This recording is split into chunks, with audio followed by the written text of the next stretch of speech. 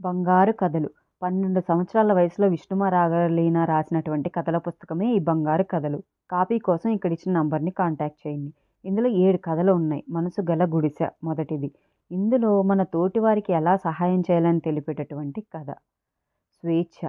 మన చిన్నవారు కానీ, పెద్దవారు గానీ బయటికి పంపించకుండా ఇంట్లో బంధించి ఉంచితే వారి మనసు ఎలా ఆలోచిస్తుంది, ఎలా బాధపడుతుంది అని తెలిపేటటువంటి కథ.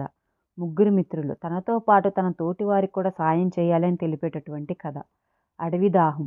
మనుషులతో పాటు జంతువులు, పక్షులు, చెట్లు కూడా నీరు లేక బాధపడుతూ ఉంటాయి. ఆ విషయాన్ని తెలిపేటటువంటి కథ. వాన. వాన పడినప్పుడు చెట్లు, చిన్న చిన్న జంతువులు ఎలా ఫీల్ అవుతాయో తెలిపేటటువంటి కథ. అవ్వని బురిడి కొట్టిద్దామని తానే బురిడి అయినటువంటి చేప తెలివి కథ. అవ్వ మేక మీద పెంచుకున్నటువంటి ప్రేమ, ఆ ఇద్దరి మధ్య ఉన్న అనురాగం తెలిపే కథ.